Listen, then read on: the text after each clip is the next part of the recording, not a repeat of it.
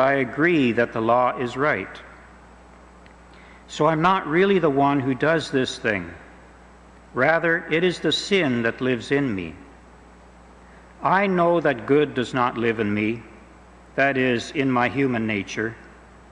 For even though the desire to do good is in me, I am not able to do it. I don't do the good I want to do. Instead, I do the evil that I do not want to do. If I do what I don't want to do, this means that I am no longer the one who does it. Instead, it is the sin that lives in me. So I find this law is at work. When I want to do what is good, what is evil is the only choice I have. My inner being delights in the law of God, but I see a different law at work in my body, a law that fights against the law which my mind approves of. It makes me a prisoner to the law of sin which is at work in my body. What an unhappy man I am! Who will rescue me from this body that is taking me to death? Thanks be to God who does this through our Lord Jesus Christ. This, then, is my condition on my own. I can serve God's law only with my mind, while my human nature serves the law of sin. The word of the Lord. Thanks be to God. Acclamation. Found on page 205 and on our screen.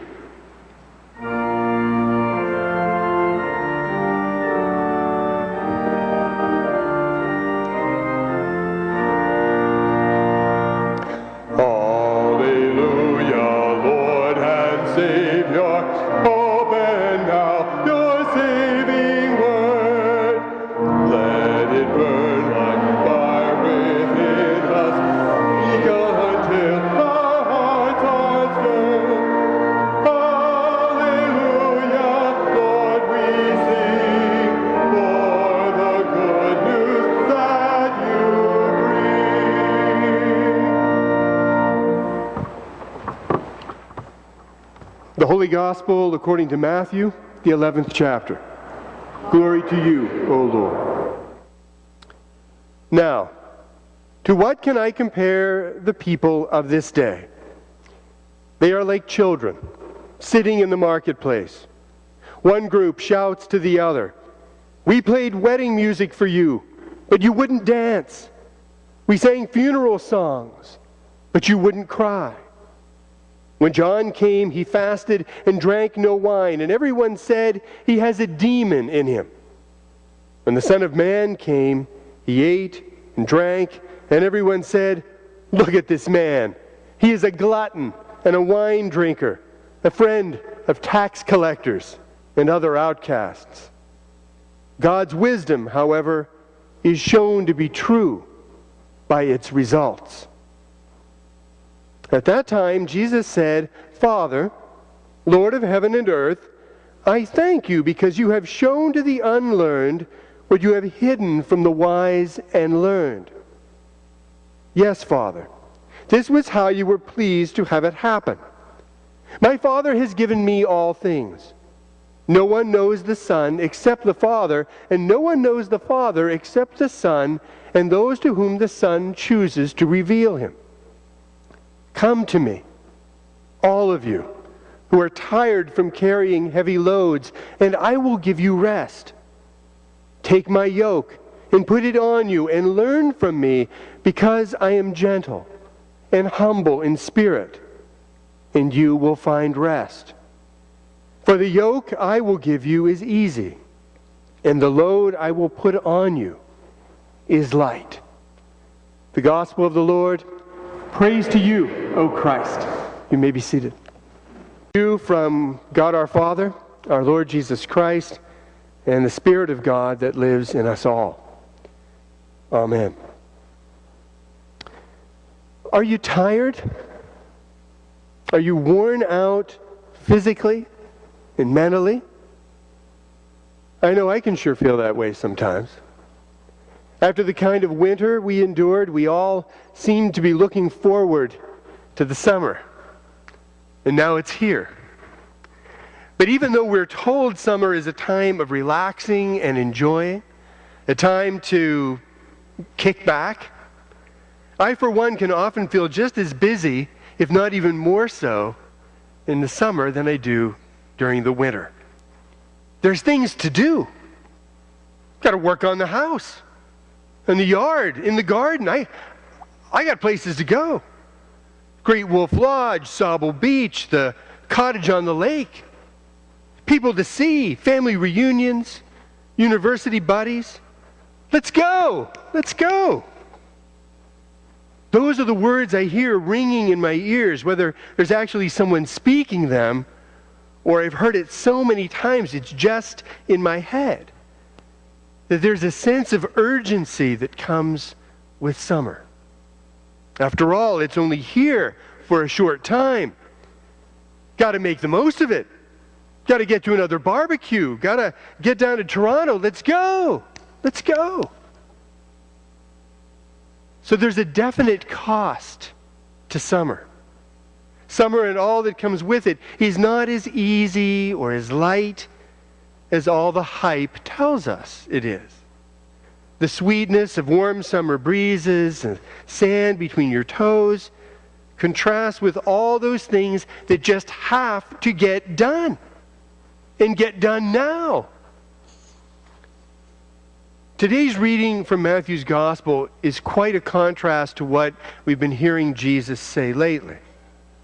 For most of the last few weeks, Jesus has been talking about the cost of discipleship, the certainty of persecution, conflict, suffering, and painful division for those who choose to follow him. Leave it all behind. Pick up your cross. Give up your life for my sake. Strong stuff like that. But today, his tone changes, and Jesus, like all the commercials for summer fun, is all sweetness and light, promising rest and comfort, light burdens and easy yokes. Well, this is more like it. Gentle masters are much more to our liking, if we must have masters at all. But Jesus' words, like those of the summer promoters, are a little more complex than they seem. First of all, the primary thrust of what Jesus is saying here is not directed toward people who have just any kind of difficulty. By all you that are weary and are carrying heavy burdens, or an older translation, who labor and are heavy laden. Jesus doesn't primarily mean folks with ordinary problems, such as too many bills, or being unemployed, or sick, or having ungrateful kids, a hard life, or whatever. Jesus has all sorts of things to say about those things. But that's not what he's talking about here. Here, Jesus is talking quite specifically to and about those who are on a religious quest. Those who are seeking God and relationship with God. He's calling to himself the religiously exhausted. Those who, like Paul was just saying, have tried all the usual ways of finding some peace with the divine and have achieved only frustration. The real clue to this is the fact that a yoke was the common symbol for the law of Moses, especially for the details of the law and the minute, ever-expanding demands of the legalism of the Pharisees. In fact, this is the main way the rabbis used the word yoke allegorically. Also, we need to remember that here the author of Matthew is presenting an exaggerated picture of the Pharisees. Most of them were not nearly this bad. Many were not bad at all. But there were enough rotten apples in the group to justify this caricature. This is why Jesus says that the wise and intelligent, that is, the religious leaders, have missed the point. He then adds that only the Son, not those leaders, and not you, and not anyone else, only the Son knows the Father. The yoke of the Pharisees, their demands that you have to do this and this and this in exactly the right order to matter to God, in order to be a decent person, in order to be loved or counted significant, that yoke Jesus rejects, even though it was the yoke of the wise and intelligent.